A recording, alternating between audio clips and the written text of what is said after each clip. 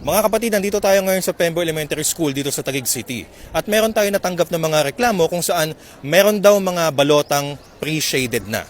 Pagpasok po kasi namin, hinanap namin yung pangalan ni tatay. Tapos may lumapit po sa aming naka-white, binigyan po kami ng balota.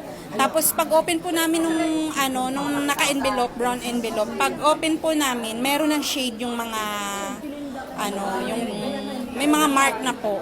Maaari po ba naming malaman kung ano po yung mga naka-shade? Party list po ba? Senador or mayor? Lahat po meron ng naka-shade. Lahat. Kumbaga dadagdagan mo na lang. Kasi yung sa senador nila is 9. So magdadagdag ka na lang. Meron pong shade na yung mga balota na binigay. Kasi dalawa, katulad sa tita ko at saka dun sa isang senior, kanina pa silang 5, tapos late na dumating yung balota. Tapos pagdating ng balota, may shade na talaga siya. Binigay sa amin yung balotas. Actually, sa nanay ko yun. Dahil nga hindi siya pwedeng magsulat, ako yung naka-waiver.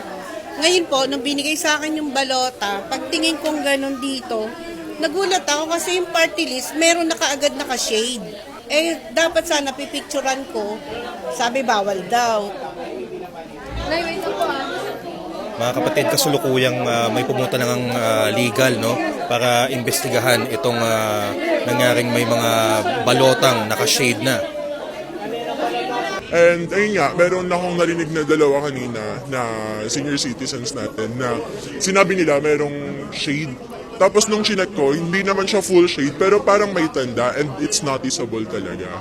Sa amin naman, pagka binigay namin sa voter yung ballot kasi, yung support staffs na nagdi-distribute sa kanila is hindi talaga nakaka-open ng envelope na binigay namin. Before namin ibigay sa kanila yung ballot nila, na pumipirma sila ng isang consent form na pinapayagan nila kami na i-claim and dalhin sa kanila yung ballot nila. At yung ballot na yun, pagka binigay namin yung consent form sa tinatawag naming chairman, which is yung parang nag-aasikaso ng precinct nila, pagka binigay na namin yun, sila na yung maglalagay ng ballot directly dun sa envelope. And together with the support staff, merong poll watcher, meron ding support staff from that specific precinct na mag-handle nung mismong envelope itself para hindi mabuksan ni support staff from the priority yung ballot. So wala silang access doon. And kami din, wala din kaming access doon aside from it's sealed. Kami po ang na-assign doon sa priority polling precinct. As early as 5 a.m. po, start na po yun. Bali, at that time, medyo humaba na yung pila. Marami na po yung ating seniors and PWDs. Sa pila pa lang, nag-peel out na sila nito. Talagang humaba ng pila.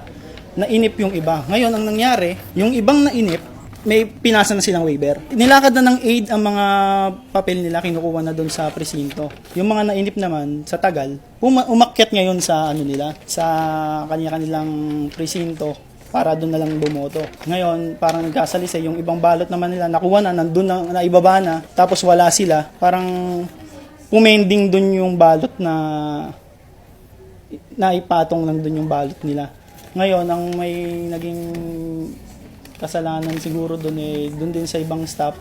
Siguro na sa dami nga struggle nung naiabot nila yung hindi para doon sa na balot. Parang nagka-rumble yung kasi hindi naman nila chinek kung yung may shade na ba yon.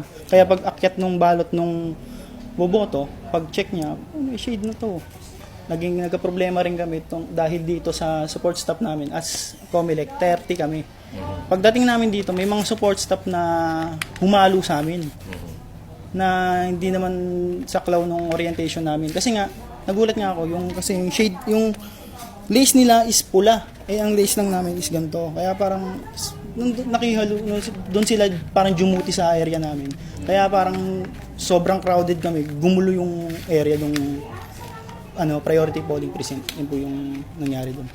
Siguro po para sa kaalaman din po ng iba at may may i-raise natin yung concern natin. Baka may maulit pa uulit. At least aware na po tayo.